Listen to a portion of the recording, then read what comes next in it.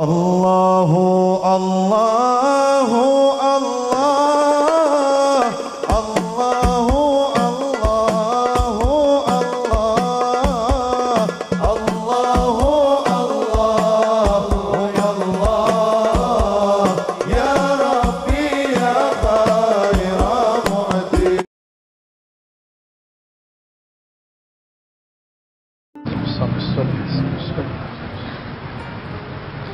Assalamualaikum warahmatullahi wabarakatuh. Innal hamdalillah nahmaduhu wa nasta'inuhu wa nastaghfiruh wa na'udzu billahi min shururi anfusina wa min sayyiati a'malina. May yahdihillahu fala mudilla lahu wa may yudlil fala hadiya lahu. Ba'd. Allahumma faqihni fid din wa 'allim ta'wil waftah lana ya rabbana kama fatahta li ibadika as-salihin. Amin ya rabbal alamin. Sahabat-sahabat dimuliakan Allah, saya itu masih jadi santri di saat Kiai Idrus Ramli udah jadi kiai, ya. Jadi saya itu levelnya level murid bagi beliau. Jadi nanti silakan ba'da isya istifadah, ambil banyak-banyak ilmu beliau. Kalau saya insya Allah kalau umur panjang setiap bulan sekali di sini. Tapi kalau beliau jarang-jarang ke sini ya. Terlepas dari kecenderungan pergerakannya, saya tidak ada urusan dengan itu. Yang penting beliau sudah menjadi ulama di saat saya masih menjadi santri ya. Kemurnian akidah ahlus sunnah, itu tema kita.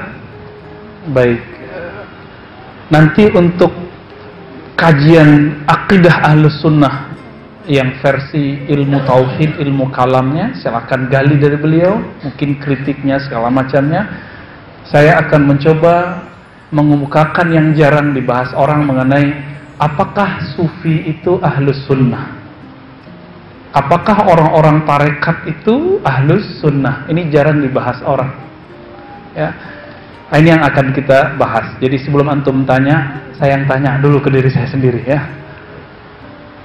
Sebelum menjawab siapa itu, apakah akidah sufi, akidah tasawuf, maka kita tanya dulu, apakah yang disebut tasawuf, siapakah yang disebut sufi.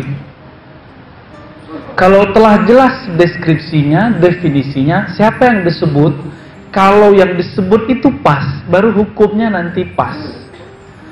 Kenapa hari ini antum kalau search di YouTube, di Google, cari sufi, cari tarekat, itu yang keluar yang aneh-aneh atau yang nyalah-nyalahin. Kenapa? Karena definisi tasawufnya tidak pas. Siapa yang mendefinisikan tasawuf?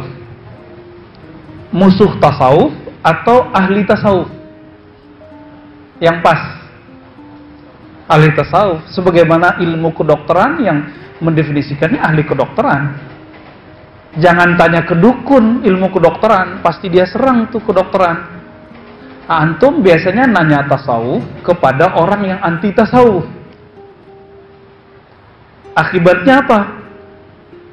Akibatnya yang terjadi adalah kritik, hina. Contoh, ya, ada seorang ustadz, nggak usah disebut namanya, ketika ditanya apa itu tasawuf, akidah tasawuf, jawabannya zindiq. Ya, dengan kefasihan bahasa Arabnya, zindiq gitu ya. Kayaknya fasih sekali ya. Apa arti zindiq? Bahaya loh nyebut zindiq. Zindiq itu artinya al-fisq, khuruj minat ta'ah, kefasikan atau keluar dari taat. Keluar dari taat. Kita telah sering membahas akidah ahlus sunnah itu telah dikumpulkan, telah diriwayatkan oleh Imam Abul Hasan Al-Asy'ari, Abu Mansur Al-Maturidi, dan Imam Abu Ja'far At-Tahawi. Sebagaimana hadis diriwayatkan oleh Imam Bukhari, Muslim, Abu Daud, Tirmizi. Sebagaimana fikih diriwayatkan oleh Imam Abu Hanifah, Hanafi, Maliki, Syafi'i, Ahmad bin Hanbal, Hanbali. Jadi kalau ada orang nanya, kenapa tidak ikut akidah Imam Syafi'i saja? Akidah Imam Syafi'i itu telah diriwayatkan ulang oleh Imam Asy'ari. Gitu. Jangan dibalik-balik. Kok nggak ikut akidah Bukhari saja? Akidah Bukhari itu isinya sama dengan akidah Imam Asy'ari. Mau bedah, silakan bedah kitabul akidah, kitabul iman dari Sahih Bukhari, isinya sama. persis sama, ya. Maka kita coba lihat Imam Abul Hasan Al-Asy'ari yang wafatnya 324 Hijriah. Separuh hidupnya lebih itu di zaman salaf. Salaf di akhir abad ketiga Hijriah. Ternyata beliau belajar ke murid-murid dari imam-imam besar. Murid dari Imam Ahmad bernama Zakaria As-Saji. Masih ada lagi Al-Jumahi, ya. Masih banyak beberapa ulama yang lain. Apakah pernah Imam Asy'ari berguru kepada sufi? Baru nanti kita ketahuan siapa itu sufi. Saya sudah bedah-bedah, ternyata baru ketemu dalam kitab At-Tabaqat Syafi'iyah Al-Kubra. Tabaqat Syafi'iyah Al-Kubra, karya seorang imam ahli hadis bermazhab Syafi'i, namanya Imam Tajuddin As-Subki.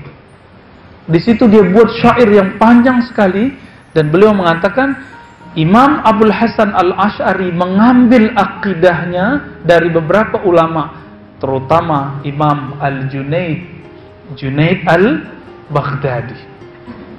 Junaid Al-Baghdadi. Siapa nih Junaid Al-Baghdadi? Sering dengar? Kalau kita search di Google langsung keluar Imam Sufi. Imam Sufi. Sufi yang bagaimana? Sufi yang kalau udah nyampe gak sholat. Kalau udah zikirnya sudah tinggi terus dia nggak perlu lagi baca Quran. Bukan, nggak ada itu. Itu bukan tasawuf. Ya, tasawuf itu didefinisikan secara contoh birrasam dalam bahasa ilmu mantiq, ilmu logika adalah Imam Junaid. Imam Junaid inilah kemudian yang mengajarkan akidah Ahlus Sunnah versi Sufi kepada Imam Abul Hasan Al-Asy'ari. Oleh karena itu, la sufi illa wa huwa asy'ari. Tidak ada sufi kecuali dia akidahnya Asy'ari. Ahlus Sunnah. Kalau ada sufi tidak berakidah Asy'ari, maka diragukan kesufiannya. Karena tasawuf tidak ada di Syiah, tidak ada di Mu'tazilah, tidak ada di kebatinan. Sufi itu cuma ada di Ahlus Sunnah. Namun sekarang beberapa orang karena definisi dia tentang tasawuf tidak benar, maka yang dia bayangkan tasawuf itu adalah orang-orang Syiah. Hei, hati-hati. Syiah itu punya yang mirip, tapi itu bukan tasawuf, namanya irfani. Apa arti irfani? Filsafat ma'rifatullah. Filsafat doang, nazariyat, teori-teori bertuhan. Maka muncullah seorang syekh yang hebat luar biasa untuk kategori mereka, namanya Syekh Razi, ya, atau Mullah Sadra. Dia tulis satu kitab 9 jilid, cetakan terbaru, 9 mujalladat, ya, namanya Al-Hikmah Al-Muta'aliyah. Tapi saya baca, wah ini bukan tasawuf, isinya debat filsafat. Dia bantah ini, bantah itu. Tasawuf tidak ada bantah-bantahan. Tasawuf itu mengamalkan satu hadis. Min husni islamil mar'i tarkuhu ma la ya'ni. Salah satu kesempurnaan agama seseorang, dia meninggalkan hal yang gak manfaat. Salah satunya debat. Karena memperkeruh kalbu. Kita debat, itu benar pun hatinya keras. Maka beda Asy'ari Sufi dengan Asy'ari ahli akidah, ahli kalam. Asy'ari Sufi tidak suka berdebat, suka berzikir. Asy'ari ahli kalam, ahli tauhid suka berdebat. Itu bedanya. Sama-sama akidahnya Ahlus Sunnah. Imam Junaid inilah yang menghubungkan Imam Asy'ari secara rohani kepada Rasulullah. Jadi Imam Junaid berguru kepada Imam Sarri As-Saqti. Imam Sarri As-Saqti berguru kepada Ma'ruf Al-Qarhi. Ma'ruf Al-Qarhi berguru kepada Imam Dawud At-Ta'i atau Hasan Al-Ajmi, Dawud At-Ta'i, kemudian Hasan Al-Basri. Hasan Al-Basri berguru ke banyak sahabat, di antaranya Sayyiduna Ali radhiyallahu taala anhu. Maka nyambunglah dari Ali kepada Nabi sallallahu alaihi wasallam. Begitu juga beliau berguru ke sahabat-sahabat yang lain. Namun karena nama Sayyidina Ali itu disebut Madinatul Ilm, kota ilmu, dan pintunya adalah Ali, maka menyebut nama Ali sudah cukup. Dan perlu diingat, ketika orang punya silsilah ke Sayyidina Ali bukan berarti dia Syiah. Nah, ini orang banyak keliru. Oh, kalau ke Ali Syiah, antum menghujat Ali. Menghujat Ali itu namanya Nasibi, lawan dari Rafidi. Jadi Syiah itu disebut Rafidah, merendahkan sahabat Nabi selain Ali. Kalau merendahkan Ali disebut dengan Nasibi, dan dua-duanya disebut menyimpang dari ajaran Ahlus Sunnah. Itu nggak boleh dua-duanya. Yang benar itu sahabat Nabi radhiyallahu taala anhum, Allah ridho semua. Nah, ini jalurnya. Ini yang kita sebut isnad. Yang kita sebut isnad. Apakah Imam Asy'ari terhubung ke Imam Syafi'i? Terhubung. Imam Asy'ari berguru kepada Zakaria As-Saji. Zakaria As-Saji berguru kepada banyak murid Syafi'i. Salah satunya Imam Al-Muzani. Imam tadi Ahmad bin Hanbal. Mereka berdua belajar kepada Imam Syafi'i. Jadi kalau masih ada yang bertanya, kok nggak pakai akidah Syafi'i? Ya sudah, ini akidah Syafi'i ada di Imam Asy'ari. Antum mau tuh buktinya? Silakan buka nanti kitab Al-I'tiqad karya Imam ahli hadis namanya Al-Baihaqi.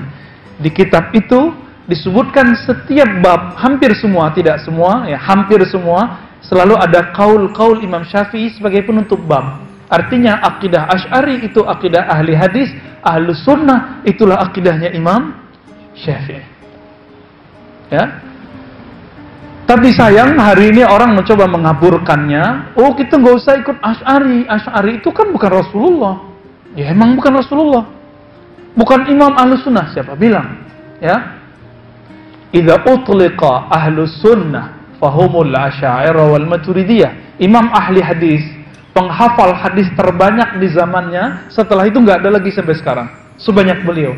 Al-Hafiz Al-Lughawi Murtada Az-Zabidi, imam dari Yaman, dari Zabid, yang kemudian hijrah ke Mesir.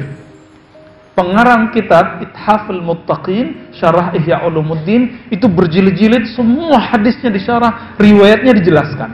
Ketika orang menuduh kitab Ihya Ulumuddin lemah hadisnya, ternyata beliau eksplorasi dahsyat sekali. Hadis-hadis yang dikumpulkan Imam Ghazali sangat luar biasa. Apa kata beliau? Jika Anda menyebut Ahlus Sunnah dalam sejarah Islam, pasti yang disebut adalah Asy'ari dan Maturidi. Dan sekarang anak-anak muda yang seumuran dengan saya berani mengatakan firqatud dhalah al-Asy'ariyah. Kelompok yang sesat itu bernama Asy'ari. Allahu Akbar.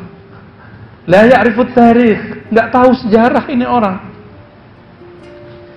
Antum sering pakai Arba'in Nawawi tidak? Sering. Arba'in Nawawi siapa yang ngarang? Imam Nawawi. Imam Nawawi apa akidahnya? Ahlus Sunnah Asy'ari. Ahlus Sunnah Asy'ari. Imam siapa lagi? Kalau belajar di pesantren ada kitab-kitab Hasyiah karya Imam Zakaria Al-Ansari. Itu juga Imam Asy'ari, bahkan semua tarekat sufi dia punya. Semua tarekat sufi dia punya, Naqsyabandiyah, Qadiriyah, tapi dulu belum ada namanya Tijaniyah, ya, adanya Syaziliyah, Khalwatiyah, semuanya dia punya. Dia punya semua itu, ya. Kemudian dia punya murid, muridnya punya murid lagi, jadi dia punya murid Maulana Imam Ramli. Imam Ramli senior dan Maulana Ramli yang junior itu punya murid, namanya Imam Al-Kushashi Al-Madani. Imam Kushashi. Imam Kushashi ini punya murid di Indonesia namanya Burhanuddin, yang kemudian dia dikenal belajar ke Aceh juga, ya. Burhanuddin ini lebih tepat berguru ke muridnya, ya, namanya Al-Qurani, dan kemudian juga Abdul Rauf As-Sinkili. Abdul Rauf ini langsung ngambil Al-Kushashi. Dari Abdul Rauf ini kemudian berkembanglah ke Burhanuddin, ya. Jadi Burhanuddin, Abdul Rauf Singkel, ya, pernah dengar Singkel Aceh? Abdul Rauf berguru ke Imam Kushashi. Kushashi punya khalifah pengganti namanya Al-Qurani. Mereka semua ahli hadis. Ahli hadis, bukan ahli hadas. Hafal ribuan hadis. Maka dulu Sufi, Asy'ari, Muhaddis, Faqih, semua gabung. Gabung di satu orang itu. Kalau mau ngaji hadis ke beliau, ngaji fikih ke beliau, ngaji akidah ke beliau, ngaji tasawuf tarekat sufi ke beliau. Dulu ada isu berkembang di Nusantara ini, di negeri kita, mengenai wujudiyah. Kelompok yang mengatakan zatku zat Allah, sifatku sifat Allah, ya, zat ingsun zat Allah, gitu. Itulah yang disebut ajaran Syekh Siti Jenar, wallahu alam, ya. Sebelum itu sudah ada di Aceh. Maka orang Aceh berkirim surat kepada Syekh Al-Qurani. Siapa yang berkirim surat? Guru kami, ahli filolog, Profesor Dr. Oman Fatur Rahman, kemudian mempertegas orang itu adalah Syekh Yus Abdul Rauf Al-Sengkeli, ya, yang berkubur di Aceh. Pasti sudah ada yang ke sana, ya, atau mungkin orang sana. Beliau itu kirim surat ke Madinah. Maka dulu akidah ulama Aceh, ulama Sumatera, ulama Malaka, ulama sampai ke Sarawak, sampai ke Jawa, semuanya itu berporosnya ke Madinah. Imam siapa tadi? Al-Kushasi dan Al-Qurani. Kushasi berguru ke Ramli berguru kepada Imam siapa? Zakaria Al-Ansari, ya. Ramli junior, kemudian Ramli senior, lalu Imam Zakaria Al-Ansari. Semuanya. Namun generasi ini kemudian mulai pudar mungkin karena faktor penjajahan, tapi masih berkembang di daerah Pariaman, ya, di daerah Aceh itu masih ada yang nyimpen. Saya masih ketemu dengan orang-orang yang menyimpan itu. Maka muncullah kebangkitan berikut. Kebangkitan berikut muncul dari generasi di akhir tahun 1800-an, kita sebut abad 19. Maka muncullah di Sumatera ada Syekh Al-Hafiz Al-Muqri Abdurrahman dari Batu Ampar, ya. Itu kakeknya Bung Hatta, umurnya panjang 150 tahun. Kemudian generasi murid-muridnya muncullah kemudian Syekh Sulaiman Rasuli di Sumatera sana, Syekh Abdul Wahab Rokan, ya. Kemudian di Jawa ada Maulana Syekh Hashim Ash'ari, ada pendiri Muhammadiyah siapa? Syekh Ahmad Dahlan. Guru mereka bernama di Semarang namanya Syekh Saleh Darat. Mereka semua itu belajar di Mekah. Kalau tadi porosnya di mana? Madinah, sekarang di Mekah. Di Mekah mereka berguru kepada Syekh Ahmad Khatib Al-Minangkabawi, berguru kepada Syekh Termasi, Mahfud Termasi, dari Termas, Pacitan. Jawa mana tuh? Jawa Timur apa Jawa Tengah? Ya. Itu generasi luar biasa. Kemudian juga ada Mahmud bin Kinan Al-Palimbani, ya. Juga ada, tapi dia berjuang di negeri ini, namanya Syekh Arsyad At-Tawil, murid dari Syekh Nawawi Al-Bantani, ya. Dia Bantani kemudian dibuang ke daerah Manado sana. Mereka semua itu terhubung kepada Said Bakri Shatta. Said Bakri Shatta terhubung kepada Said Ahmad Zaini Dahlan yang dulu face to face berhadapan dengan pembunuhan Wahabiyah. Maka dia tulis buku Fitnah Al-Wahabiyah. Itu buku ditakuti oleh orang-orang yang kemudian punya keilmuan sanad kepada Wahabi. Maka ganti nama jadi Salafi. Itu sebabnya. Kenapa? Wahabi itu identiknya berdarah-darah. Antum baca buku itu sudah ada PDF-nya, bahkan sudah diterjemahkan ke bahasa Indonesia. Judulnya apa? Fitnatul Wahabiyah. Fitnah artinya kekacauan yang disebabkan oleh Wahabi. Saya nggak mau cerita isinya, ya. Mengerikan sekali, ya. Dan itu berulang lagi tahun 79, mereka bawa senjata namanya Juhaiman. Maka pecahlah Wahabi yang ilmiah dengan Wahabi bersenjata. Nah, Wahabi yang ilmiah itu menyebut dirinya sekarang Wahabi murni, Wahabi resmi. Mereka cuma ngaji-ngaji aja, tapi kita diteror dengan kata-kata bid'ah, sesat gitu, ya. Tapi masih mending lah daripada yang bawa-bawa senjata ini, yang mengerikan sekali. Juhaiman namanya. Dia mantan murid dari Syekh bin Baz rahimahullah, lalu kemudian kecewa dengan tim Hizbah. Tim Hizbah itu amar ma'ruf nahi mungkar, kok lelet sekali. Maka dia nggak tahu dapat senjata dari mana, masuk ke Ka'bah, dibredel tuh orang. Guru kami Maulana Syekh Ahmad Marwazi, orang Betawi, orang Kuningan sini, menyaksikan dengan matanya sendiri itu bagaimana orang ditembak begitu, ya. Beberapa tempat masih ada bekasnya. Terjadi lagi. Mereka menghalalkan darah sesama muslim. Bagaimana kita tidak muslim? Kenapa? Antum suka ziarah kubur, antum tawassul, udah kafir bagi dia sudah. Ulama kita silsilah ilmunya bukan ke mereka, ke siapa? Ke Sayyid Ahmad Zaini Dahlan, yang beliau itu langsung berhadapan dengan mereka. Beliaulah mufti Syafi'iyah di Mekah, imam di Mekah waktu itu. Maulana al-Imam Sayyid Ahmad Zaini Dahlan. Baik, tadi kita sampai di Maulana al-Imam Sayyid Ahmad Zaini Dahlan. Ya, Sayyid Ahmad Zaini Dahlan. Nah, Imam Ahmad Zaini Dahlan inilah kemudian yang paling berani menentang face to face kelompok Wahabi. Bayangkan dia di Mekah, langsung berhadapan-hadapan. Syukurnya kitab-kitabnya telah muncul, telah bisa kita akses di dunia maya. Ya, kitab yang saya sebut tadi apa namanya? Fitnatul Wahabiyah. Ada satu lagi yang ilmiah, Ar-Raddu 'alal Wahabiyah. Di situ dia membahas tentang tawassul. Ketika dan ini berlanjut loh ya. Jadi ternyata kesalahan itu, gagal paham itu diwariskan turun-temurun. Apa pemahaman Wahabiyah terhadap tawassul? Tawassul itu minta ke makhluk, maka syirik. Maka dianggaplah semua Asy'ariyah yang bertawassul musyrik. Itu kesalahan ini kemudian turun-temurun. Sekarang silakan cek buku kitabnya Syekh Saleh Fauzan, masih hidup, dan dia menyebut orang istighasah tawassul dengan asyirkul akbar.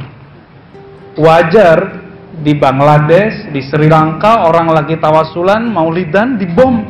Kenapa? Dianggap syirik.